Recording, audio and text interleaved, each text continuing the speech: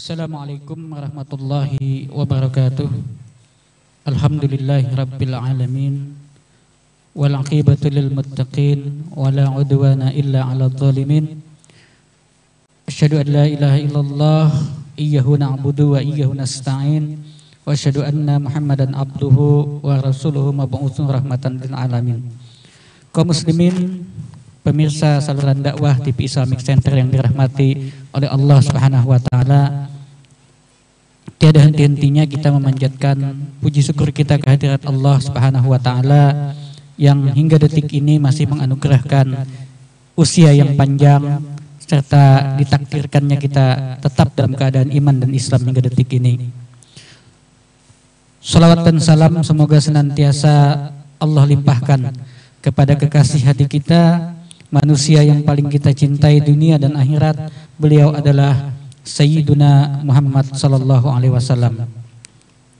Pemirsa yang berbahagia, selamat berjumpa kembali dalam acara Muzakarah Fikih bersama guru kita Ustadz Mudassir Rahman. Beliau adalah alumni Pondok Pesantren Darussalam Martapura yang alhamdulillah sejak beberapa tahun ini mengabdikan ilmu beliau di bumi Samarinda, kota tepian yang tercinta ini.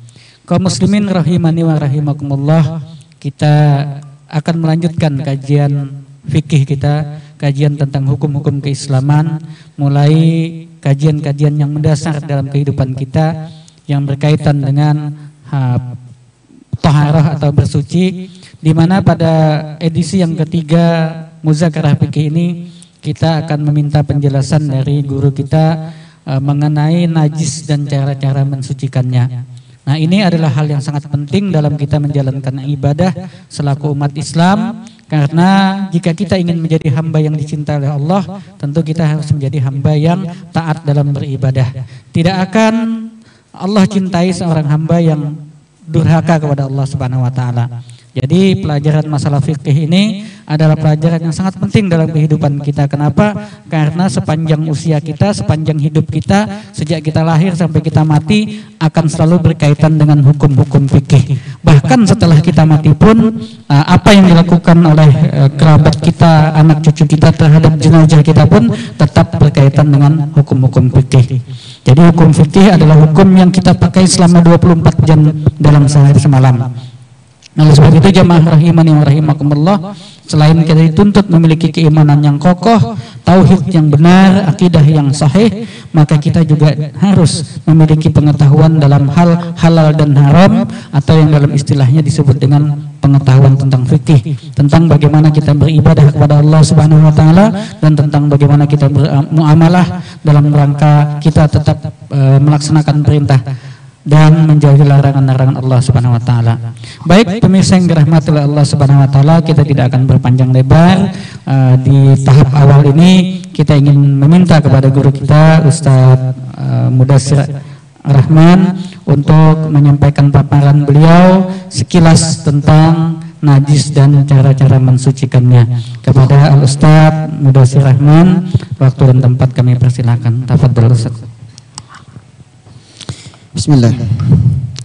Assalamualaikum warahmatullahi wabarakatuh. Bismillahirrahmanirrahim. Alhamdulillahi rabbil alamin wa bihi nasta'inu ala umuri dunya waddin. Wassalatu wassalamu ala asyrafil anbiya'i wal mursalin sayyidina wa maulana Muhammadin wa ala alihi wa sahbihi ajma'in. Subhanaka la ilma lana illa ma 'allamtana innaka antal alimul hakim. Wala haula wala quwwata illa billahil aliyyil azim. Amma ba'd. Pertama-tama kita memanjatkan puji dan syukur kehadirat Allah Subhanahu wa taala atas segala limpahan nikmat, taufik dan hidayahnya. Mudah-mudahan segala kebaikan-kebaikan itu menjadikan keberkahan bagi kita.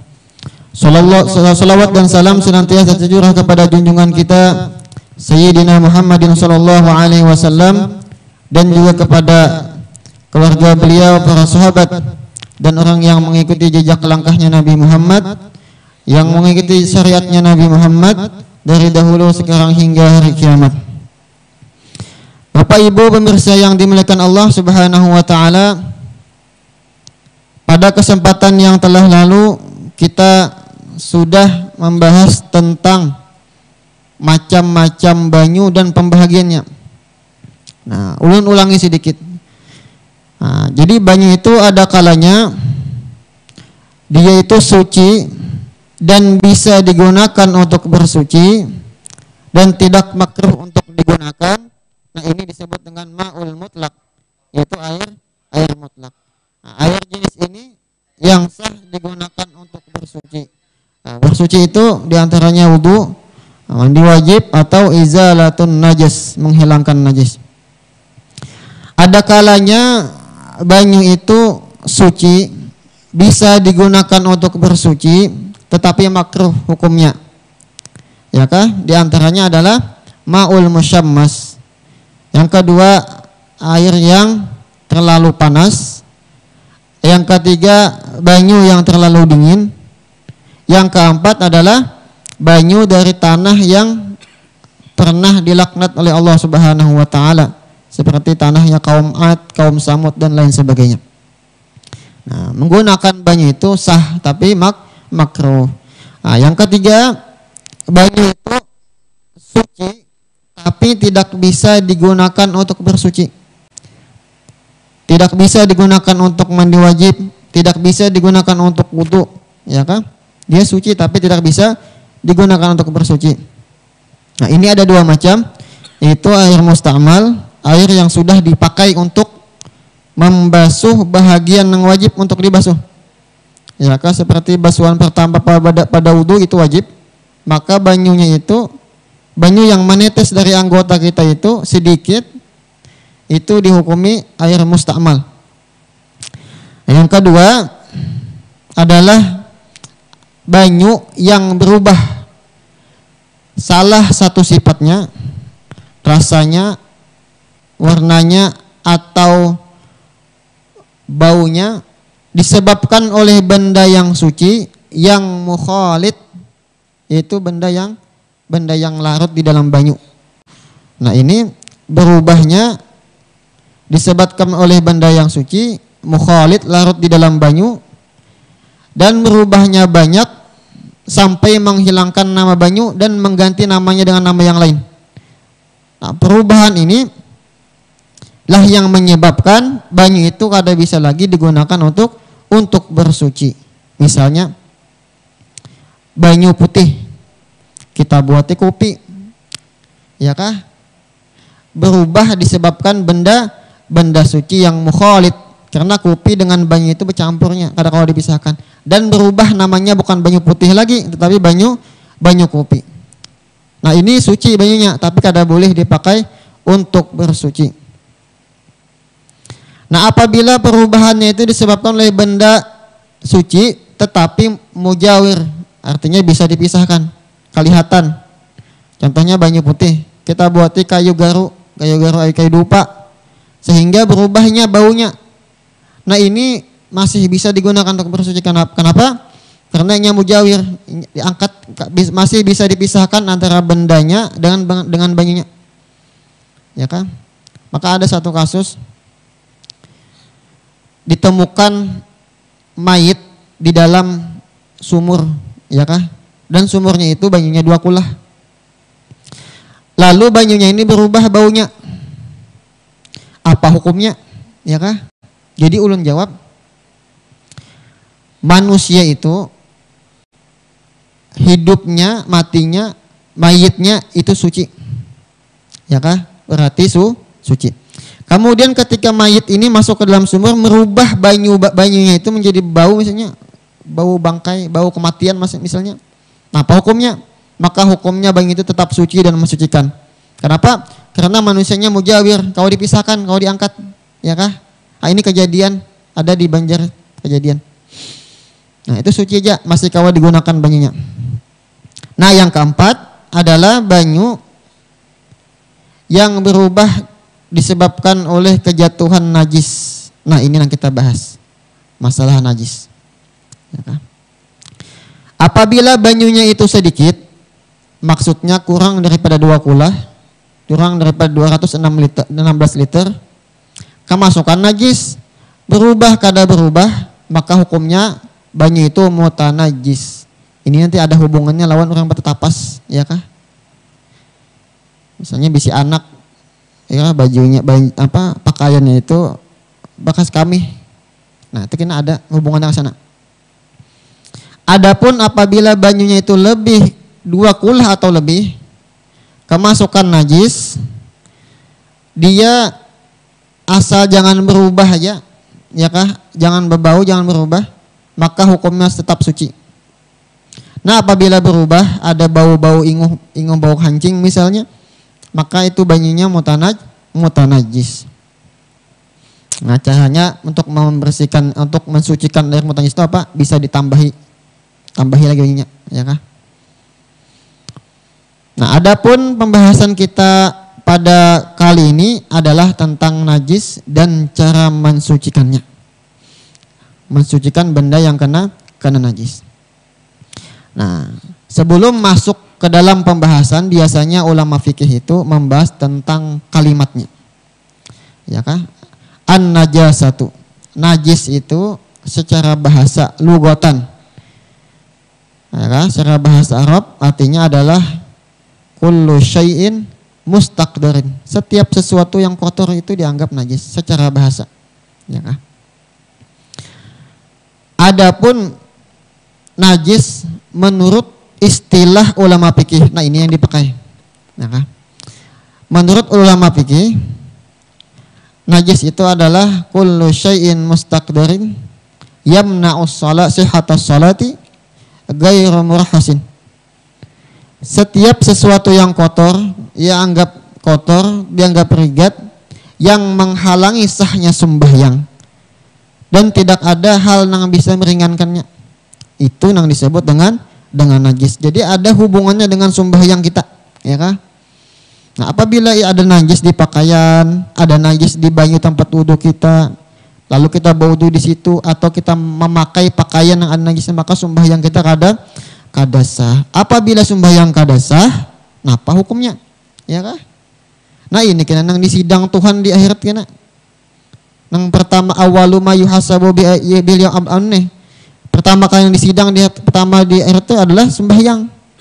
Bujur kah sembahyangnya kada kah? Nah, jangan-jangan sembahyang aja tapi kada tahu nang dipakai pakaian nang kena najis, iya kah? Kenapa? Karenanya kada mau mengaji asalnya, kada mau mengaji masalah fikih, langsung ke hakikat aja, iya kah? Nah, kadawa, ini mesti bertahap mengaji itu ya kalau mengaji itu bertahap. Tauhid, fikih, tasawuf itu ada tahapannya. Nah, itu wajib hukumnya. Nah, kemudian lagi najis itu terbagi kepada 3 macam pembahagian. Yang pertama, najis itu ada yang disebut dengan najis mughallazah. Najis mughallazah. Nah, najis mughallazah ini kenapa disebut mughallazah? Karena cara pensuciannya itu agak sedikit sulit dibandingkan yang lain. Ya kan? Contohnya 2 aja, yaitu najis anjing dan najis babi. Anjing dan babi. Atau dzurriyyat daripada keduanya, mau dzurriyyat ya kan? Keturunan anjing atau babi. Itu dianggap mughallazah juga. Cara mensucikannya adalah dengan dibasuh sebanyak 7 kali. Sama ada 7 kali siram, 7 kali gayung, bukan 7 kali. Ya kan? Salah satunya apa? Dengan menggunakan tanah, dengan pasir. Bisa tanahnya tuh dicampur ke banyu, ya kan, gayung bisa. Atau tanahnya tuh diandak di tempat bekas najis tadi, bisa juga. Ya kan? Nah, itu yang disebut dengan najis mughallazah. Nah, adapun ya kah dalil yang menyatakan bahwa anjing itu najis adalah hadis Nabi Shallallahu Alaihi Wasallam apa? Idza walagal kalbu ina ahadikum pal yarkihi summa yagsilhu ayam sab'a marratin. Apabila anjing itu menjilat wadah salah satu kalian, maka ujarnya falyarki, maka tumpahkan banyunya, buang. Summarsilhu, kemudian basuh wadahnya tadi 7 sabamaratin. Nah di hadis lain juga disebutkan, ya kah? Hadis yang diriwayatkan oleh Imam Muslim, tahuru ina'i hadikum idza walaga fihil kalbu ayyagsilahu sabamaratin ulahunna biturab. Ya kah? Sucinya wadah salah seorang daripada kalian apabila menjilat padanya oleh anjing, bahwa membasuh ia akan dia sebanyak 7 kali. Ya, ulahunna biturab, ya kah? Salah satunya dengan tanah. Nah, di sini disebutkan adalah apabila dijilat oleh anjing. Berarti liurnya anjing itu najis. Nah, di situ ulama Syafi'iyah memaham bahwa anjing itu najis. Kenapa? Bukan liurnya aja, seluruh batang tubuhnya itu najis. Kenapa? Karena anjing itu pasti menjilat-jilati awaknya. Ya kah? Pasti menjilat-jilati awaknya. Dan kita kada tahu apabila menjilati, ya kah? Kita kada tahu. Jadi dihukumilah oleh ulama Syafi'iyah bahwa anjing itu sabijiannya itu najis, ya kah? Najis. Dan najisnya najis mugal lazah. Nah, demikian juga anjing, demikian juga babi. Bisa kita juga karena babi itu aswa'u halan, lebih buruk keadaannya daripada anjing. Ini hukum qiyas. Nah, di dalam Al-Qur'an juga disebutkan, ya kah, hurimat alaikumul maitatu waddamu walahmul khinzir wa ma uhilla lighairihi. Nah, walahmul khinzir, ya kah, Allah mengharamkan daging babi. Itu menunjukkan bahwasanya babi itu najis, ya kah? Jadi misalnya kita menyentuh anjing atau tersentuh babi, maka kita tuh berarti kena najis mughallaza. Tapi syaratnya kena adalah salah satunya basah. Tangan kita kanang basah, atau anjingnya kanang basah, atau keduanya kanang basah, hanya dihukumi najis. Apabila sama-sama kering, tangan kita kada basah, kering, anjingnya kering, itu kada najis, ya kah? Kada najis. Nah, kemudian lagi, atau keturunan daripada anjing dan babi kawin, ya kah? Lalu ada anaknya itu juga dihukumi najis mughallazah. Atau anjing itu atau babi itu kawin dengan binatang yang lain, binatang yang suci, dengan kambing umpamanya, ya kah? Anjing kawin lawan kambing, anaknya itu dihukumi najis mughallazah juga, ya. Yang kedua, najis itu ada yang disebut dengan najis mukhaffafah. Najis mukhaffafah, najis yang ringan cara pensuciannya, ya kah? Itu cuman satu aja, yaitu kencing bayi laki-laki yang belum sampai usia 2 tahun dan belum makan kecuali susu ibunya, ya kah? Nah, itu cara mensucikannya adalah dengan dipercikkan banyu di tempat di mana ada kencing anak laki-laki tadi, kamihnya, ya kah? Dipercikan aja. Nah, sudah suci dah wadah tempatnya. Sekalipun masih ada kencingnya tuh situ, ya kah? Jadi kencingnya itu, kamihnya itu dipercikan pakai banyu. Nah, sudah. Tapi syaratnya adalah anaknya, bayinya itu laki-laki. Usianya belum sampai 2 tahun. Belum makan apa-apa lagi kecuali susu mamanya, ya kah? Dan ketiga adalah kamih, umumnya tahinya najis, ya kah? Nah, jadi 4 macam ini syaratnya. Apabila bayinya itu sudah bisa minum banyu putih, ya kah, dan mengenyangkan, nah maka najis sudah tuh kamihnya. Atau minum susu formula, bayi laki-laki sudah minum susu formula, maka kamihnya itu sudah najis mutawasitah, ya kah? Kada kawal lagi dipercikan tak. Nah, dan ini banyak juga kena orang sembahyang, ya kah? Anaknya bahambin di belakang, ya kah? Anak bayi bahambin belakang, sedangkan di celananya itu ada popok benajis. Nah, ini tahammul bin najasah, ini kada sah sembahyangnya, ya kah? Yang ketiga, ya kan? Pembahagian najis adalah najis mutawassithah. Nah, ini najisnya sedang, kada terlalu sulit untuk membersihkannya dan kada terlalu mudah juga. Apa contohnya? Selain daripada keduanya adalah najis mutawassithah. Selain anjing babi, selain kambing keanakan laki-laki tadi, itu disebut dengan najis mutawassithah dan jumlahnya banyak.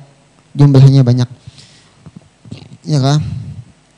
Nah, kita ringkas saja, ya kan? Contohnya apa? Contohnya adalah bangkai.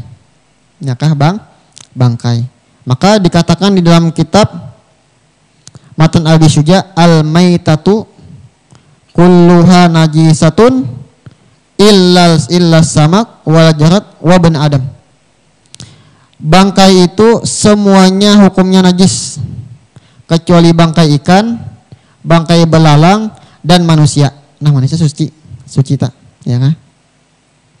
3 macam ini nang suci. Selain daripada itu hukumnya najis. Bangkai tikus najis, bangkai burung najis, bangkai sapi misalnya larut di sungai najis juga, ya kan? Nah, apa yang disebut dengan maitah bangkai? Bangkai itu adalah binatang yang disembelih tidak sesuai syariat Islam, ya kah? Ini binatang yang boleh dimakan, yang halal dimakan dagingnya, kemudian disembelih, kemudian mati tidak disebabkan oleh sembelihan yang syar'i, maka matinya mati bangkai. Adapun binatang yang tidak boleh dimakan seperti kucing, mau disembelih atau kada disembelih, apabila sudah mati maka dihukumi bangkai, ya kan? Bangkai. Nah, najis tak bangkai tak? Misalnya ada bangkai tikus di dalam tandon, lalu berubah banyunya, maka banyu itu dihukumi najis, ya kan? Dihukumi najis. Tapi kena ada bangkai yang dimaafkan, itu bangkai binatang yang tidak mengalir darahnya ketika dibunuh, ketika dibelah tubuhnya, seperti nyamuk, ya kan? Lalat, tawon, penyangat, ya kan? Termasuk juga cicak di dinding, ya kan? Masuk juga. Nyamuk gurih ada darahnya, jar itu yang darah nyamuk, darah kita itu, iya kah? Darah manusia. Nah, binatang-binatang yang tidak mengalir darah ketika disembelih, ketika dibelah badannya, itu termasuk binatang yang dimaafkan. Ketika inya masuk ke dalam wadah, banyu atau benda cair yang lain, maka itu najis yang dimaafkan, ya kan? Jadi di wadah minum kita ada bangkai samut misalnya, maka itu dimaafkan, ada masalah. Nah, jadi bangkai itu semuanya kaidahnya al-maitatu kulluha najisatun. Bangkai itu semuanya najis kecuali bangkai ikan, bangkai belalang dan manusia, mayit manusia, ya kan? Jadi manusia itu suci, hidupnya suci ketikanya mati, ya kan? Innal mu'mina la yanjusu hayyan wala mautan. Kemudian lagi al-hayawanu, binatang atau makhluk hidup, kulluhu tahirun, semuanya itu suci. Binatang apa aja suci. Illal kalb wal khinzir wa ma far'ihima, ya kan? Jadi semua binatang, makhluk hidup, hayawan itu makhluk hidup, semuanya itu hukumnya suci. Kucing suci, ya kah? Sapi suci, macan suci, ya kah? Kecuali anjing dan babi itu najis hukumnya.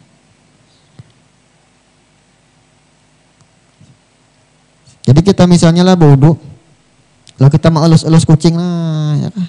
Itu kan apa? Suci, kada batal. Suci aja tak, ada masalah. Binatangnya suci.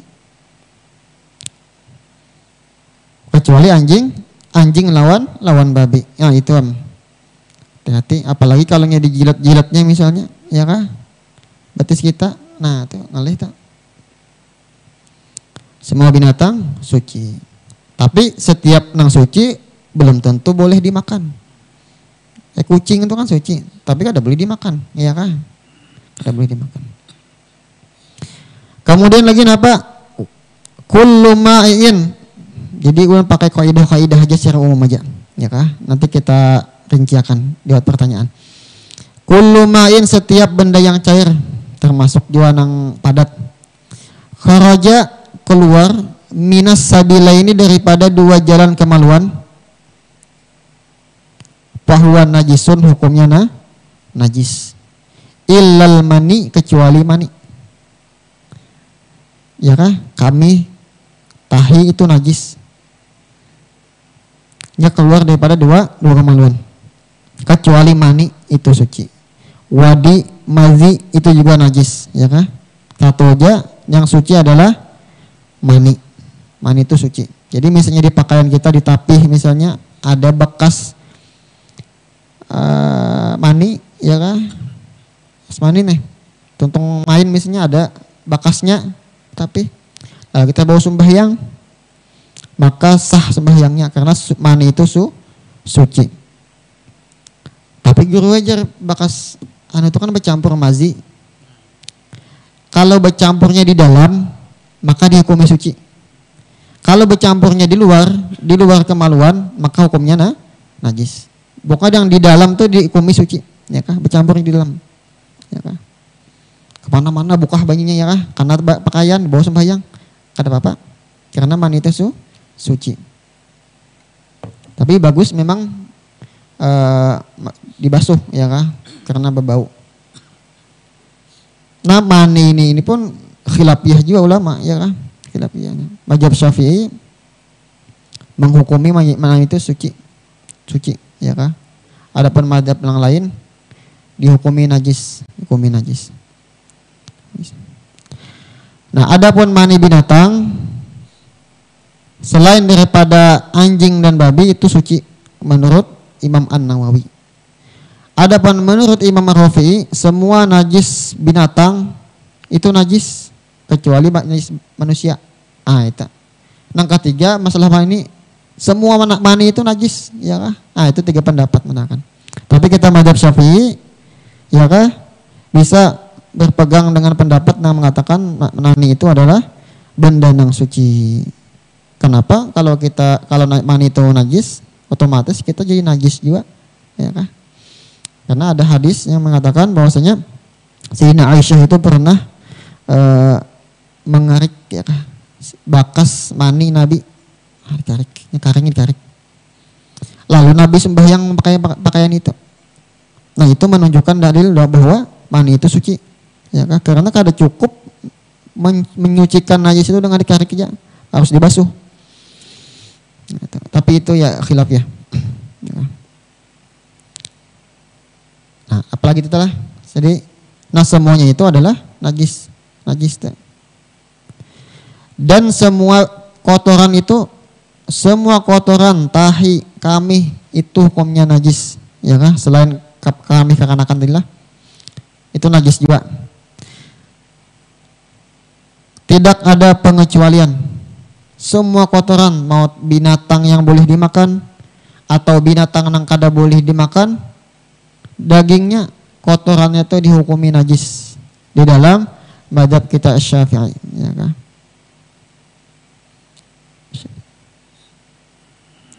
Misalnya apa? Tahi kambing, najis tak? Semua tahi itu dihukumi najis oleh mazhab Syafi'i. Cuman kena ada yang dimaafkan, ya kan? Ada yang dimaafkan apabila sedikit dan sulit untuk menghindarnya. Nah itu keringkasan daripada masalah najis dan cara mensucikannya. Kemudian lagi najis itu ada yang disebut dengan najis ainiyah. Bendanya nampak, kelihatan, ya kan? Dan yang kedua disebut dengan najis hukmiyah. Nah, najis hukmiyah itu adalah ain najisnya itu sudah tidak ada lagi, bekasnya pun sudah tidak ada lagi, baunya hilang, warnanya hilang, rasanya hilang, ya kan?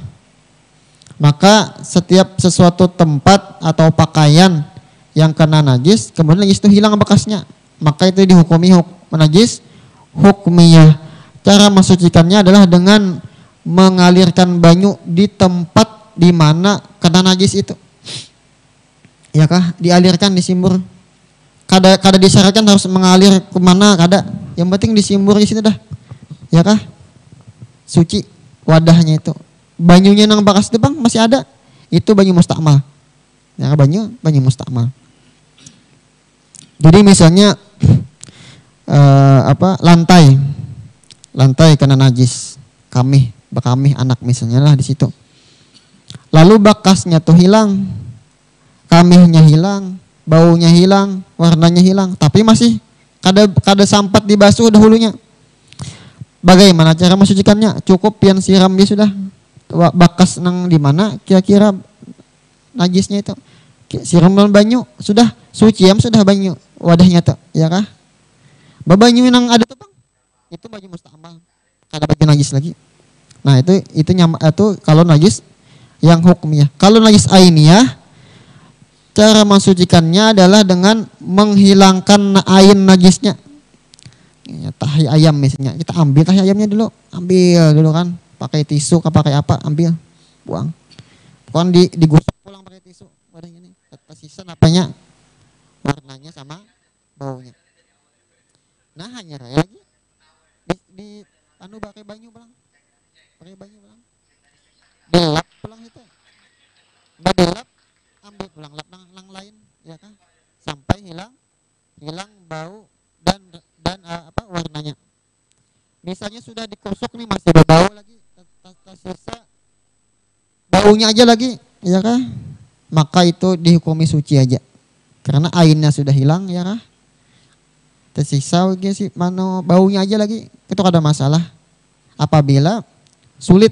Nah itu dihukumi suci.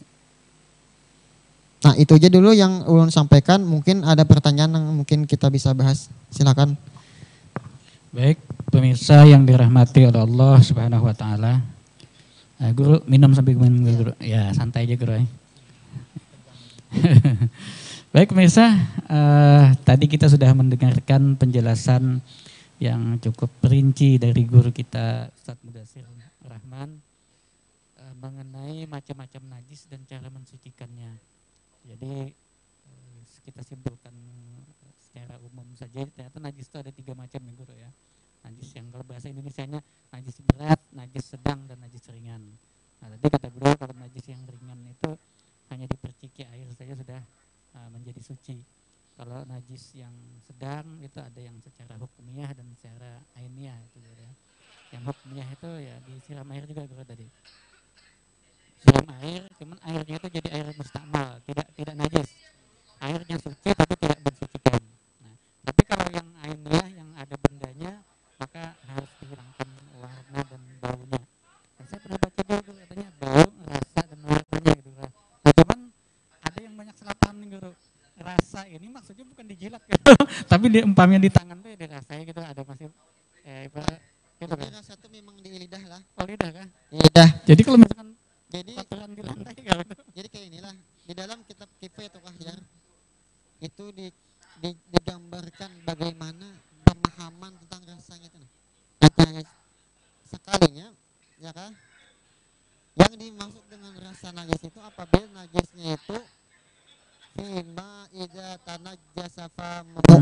apabila mulutnya kena najis, maka boleh menggunakan rasa. Oh jadi misalnya betul. gusi kita berdarah. Oh iya. Ini kan ketahuan rasa darah.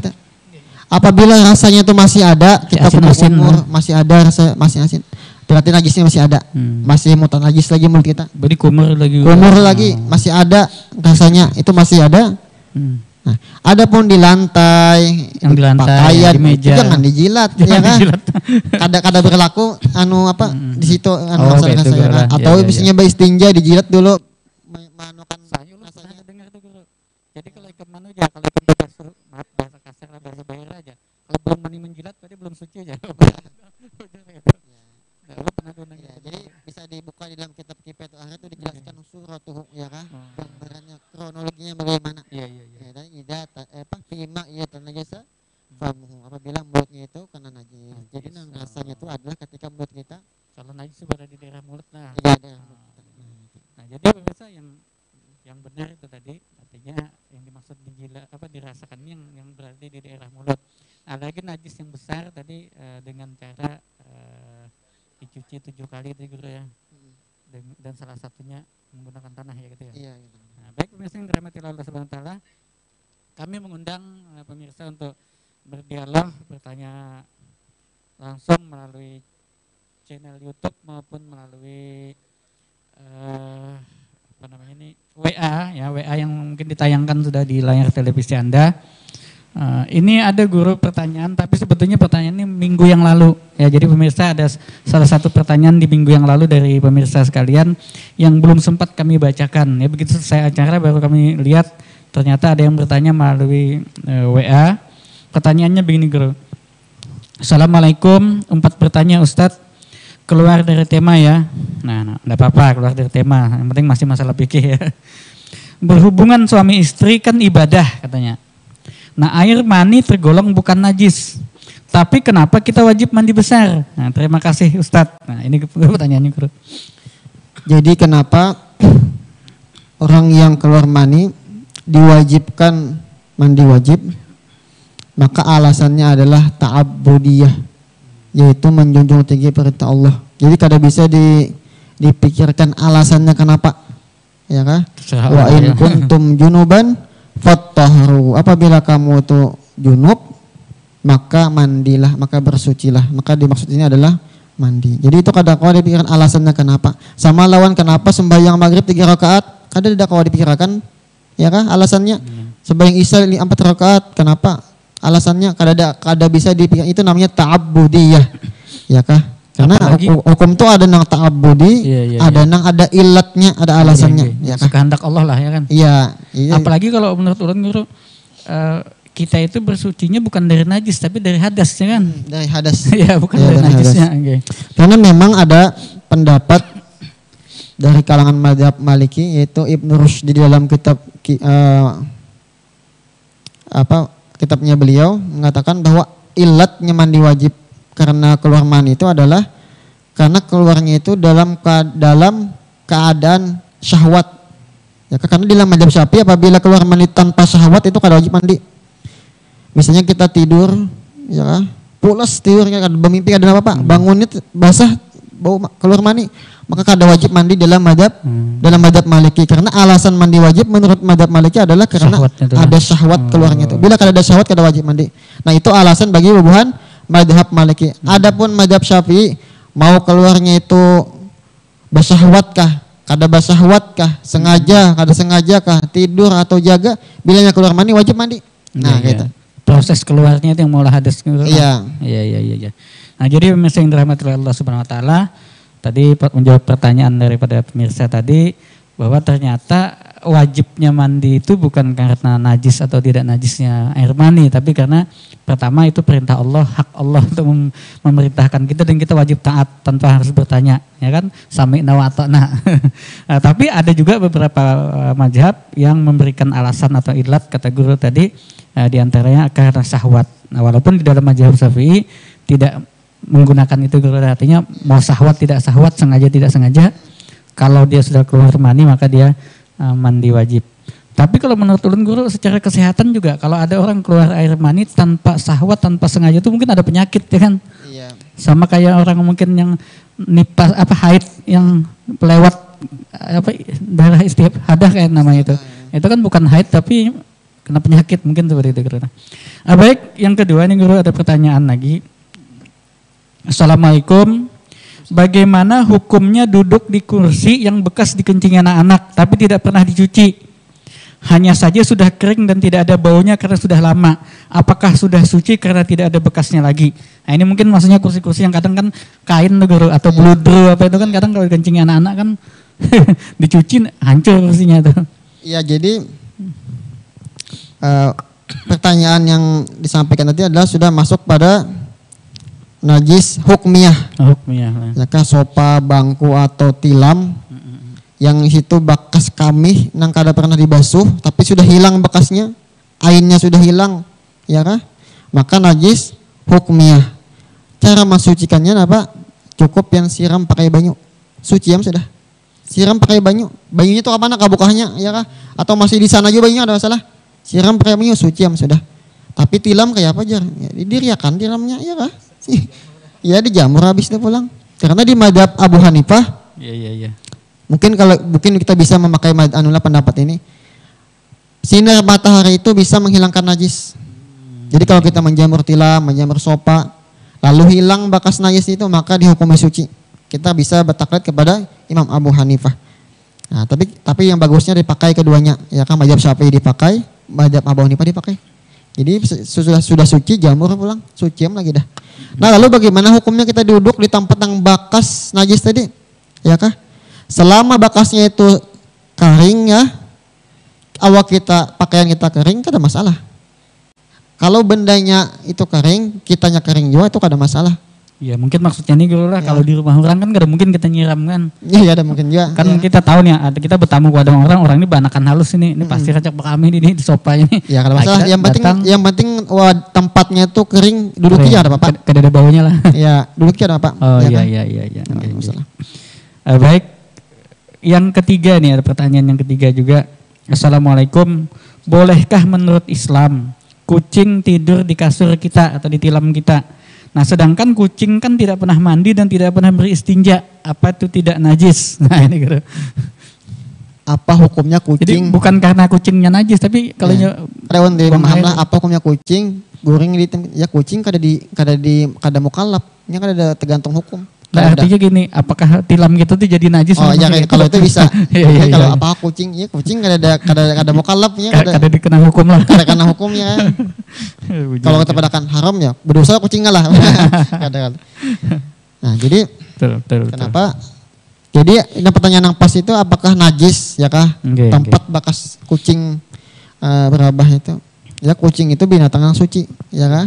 Kecuali pian yakin pantatnya itu basah karena najis, lalu nempel ke satu tempat atau kasur atau dan lainnya.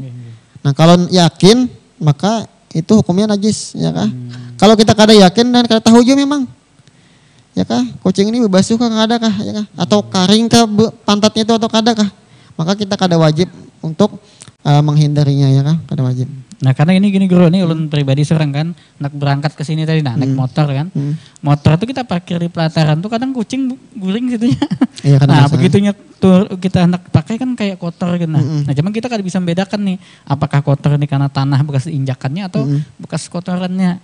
Nah itu mungkin kita lap-lap aja gak apa-apa, atau perlu disiram dulu. Ya itu suci aja. Suci aja. Karena kucing itu ya kak berabahnya itu pakai samping sih gitu. Lain kayak ayam. Ya kan? Iya. Pantatnya tuh nempel lawan tempat. Kalau kucing kan kada, biasanya kada. Baik, pemirsa yang dirahmati Allah Subhanahu wa taala, ini kita sampai kepada pertanyaan yang 1 2 3 keempat nih, Bro. Ini pertanyaan terakhir ini. Assalamualaikum Ustadz, kalau kita habis jalan-jalan, misalnya ke mall atau ke tempat wisata, di mana kita duduk di berbagai tempat yang tidak diketahui ada najis atau tidak. Apakah kalau mau sholat kita harus ganti pakaian dulu atau boleh dengan pakaian yang ada saja? Boleh dengan pakaian yang ada saja, ya. Gitu. Karena kada diperintahkan kita untuk meneliti sejauh mana tempat itu suci, kada. Gitu. Yang penting tempat itu kering, kada ada najisnya, ya maka sah kita untuk sholat di tempat itu, ya. Sampai itu. Cuma hukum karena al-aslu fil ayan itu ator. Hukum asal benda itu suci. Ya kah? Gitu aja. Hukum asal benda itu suci. Suci. Kecuali memang ada najisnya nampak, ya kah? Kalau kira-kira itu menyusahkan kita aja nantinya. Jangan nanti was-was kena. Ya kah? Jadi was-was.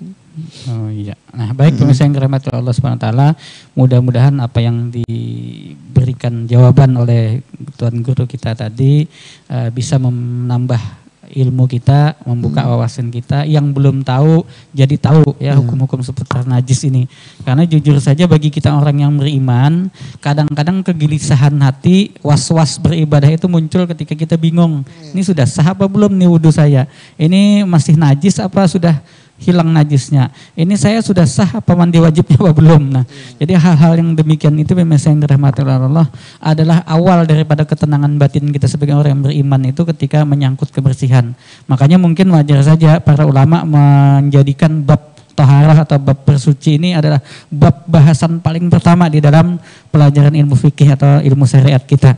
Nah, pemirsa yang dirahmati Allah Subhanahu wa taala, kami menghimbau kepada pemirsa sekalian yang memiliki pertanyaan ya, walaupun di luar jam siaran ini, kalau ada yang ingin ditanyakan silahkan ditanyakan baik melalui channel YouTube, tapi yang lebih bagus lagi memang melalui nomor WA yang ada di layar televisi Anda. Insya Allah itu adalah WA Tuan Guru kita Mudasir Rahman, dan nomor WA saya sendiri selaku presenter atau pembawa acara. Nanti insya Allah akan kita berikan jawaban di minggu yang akan datang. Nah, semoga Allah Subhanahu wa taala menjadikan acara kita ini menjadi acara yang penuh barokah, karena dengan wasilah acara ini mudah-mudahan pemahaman agama kita menjadi semakin baik dan kita beribadah menjadi semakin bagus. Namun sebelum kita mengakhiri acara ini, kami ingin meminta kepada Tuan Guru kita Mudasir Rahman untuk menyampaikan beberapa pesan untuk menutup perjumpaan kita pada saat ini, Guru, terutama berkaitan dengan fikih dan bab kita taharah pada kesempatan ini. Tafadhol Maskur. Ya, baik. Jadi najis itu sebujurnya kada banyak, ya kah? Kada banyak. Dia bisa dihindari. Kita kawan menghindarinya. Kecuali apabila najis itu sulit dihindari, misalnya kayak tahi cacak misalnya yang banyak susah dihindari, maka itu dimaafkan. Jadi kaidahnya sesuatu yang sulit untuk dijaga, ya kah? Maka itu dimaafkan, fama'fun anhu, dimaafkan. Nah, jadi diusahakan tempat kita sembahyang, ya kah? Banyu untuk kita wudu, pakaian yang kita pakai untuk sembahyang, usahakan suci daripada segala macam najis yang telah disebutkan tadi. Karena apabila kita sembahyang membawa najis, sembahyang kita kada sah. Kecuali najisnya yang sedikit, seperti misalnya darah yang sedikit, nanah yang sedikit, itu dimaafkan aja, ya kah? Dimaafkan aja. Karena ini ada hubungannya dengan ibadah mahdhah kita kepada Allah Subhanahu wa taala. Jadi mudah-mudahan penjelasan ini ada manfaatnya. Itu aja yang dapat saya sampaikan mungkin. Baik. Terima kasih, jazakallah khair Tuan Guru Mudasir Rahman. Pemirsa yang dirahmati Allah Subhanahu wa taala, sebelum saya menutup ini saya ingin menyampaikan kesimpulan sedikit yang mungkin perlu saya garis bawahi dari apa yang beliau sampaikan tadi. Pertama, bahwasanya najis itu tidak banyak, hanya ada 3 jenis, dan cara mensucikannya pun sudah dijelaskan oleh para ulama. Yang kedua, untuk hal-hal yang di luar jangkauan kita, kata beliau tadi, itu ada beberapa hal yang menyebabkan kita dimaafkan kalaupun itu najis masih ada. Misalkan Guru ya, kayak luka yang terus mengalir darahnya kan kalau kita nunggu sampai kering, akhirnya tidak sholat, kan tidak mungkin seperti itu. Nah, jadi pemirsa yang dirahmati Allah Subhanahu wa taala, kalau kita mempelajari hukum fikih ini, insya Allah hidup kita akan menjadi lebih tenang, karena kita bisa mengetahui sejauh mana Allah memberikan perintah dan memberikan larangan, dan sejauh mana pula Allah memberikan kemakluman atau rukhsah kepada kita sekalian.